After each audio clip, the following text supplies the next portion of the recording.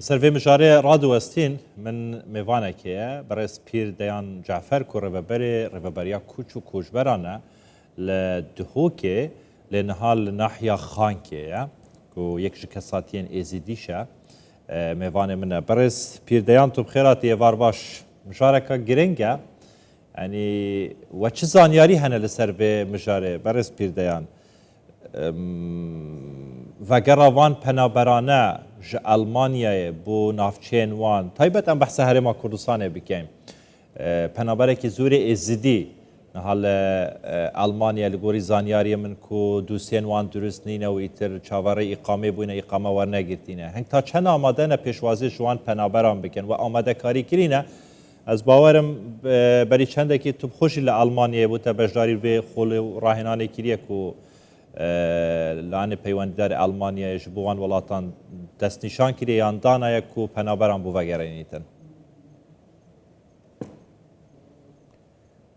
ایوار باشه زور سپاس کاک عباس بو وی درفتی حقیقت وگه کاک شوقی آماجه پیدایی کو برای سروک وزیر عراق برای سودانی سال 2023 سردان ایکتیا اروپا کربولوی وقتی اوی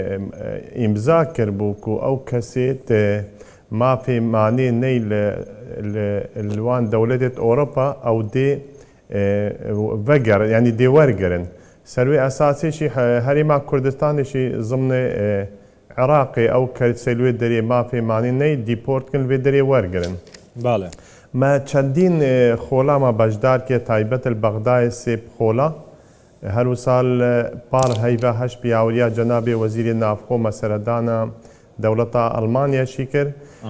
وی وقتی جناب وزیر جی خواست تنی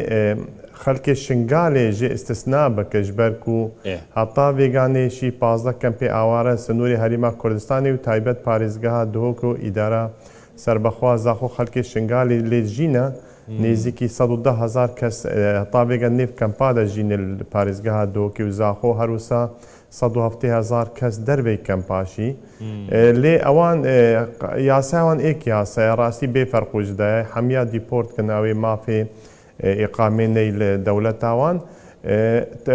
وگی آماجه پیدای کو او خولیم تیده بجدار بوی دوسی او تید گین ایک جی وقتی او کسی بیت دیپورت کرن دی قسطا سردانا ریوبری مکت ریوبریا کوچ کوچبرا برسفدانا قایرانا دست پی که دنابیان تومار کن کنگی وگریایا اگری وگریانی چیه الکدری وگی آکنجیه طبیعی او کسی سردانا اوروپا کری اکید آن خانی خوی فروتیان پارچه عردی خوی فروتی آن تشتی نهمال خوی فروت حتی گیتیا اوروپا وقتی بیت دیپورت کرد حقیقت توشی حالگه نفسید و تبیت ام تعاملی قلبکن خبیخت سر پی خوا چاوانیا بکارد نیب کمالگه خدا دیسا بگنجدو دست بجیان نگدو بکن جوانا شی طبیعی هر کسگی مهنک اوه پروسه دست بکریه هتانو که کسی سردان او کریه اوین هاتین دیپورت کرن یان اوین کود زانن دهین دیپورت کرن لسر حزاخو و دیگرن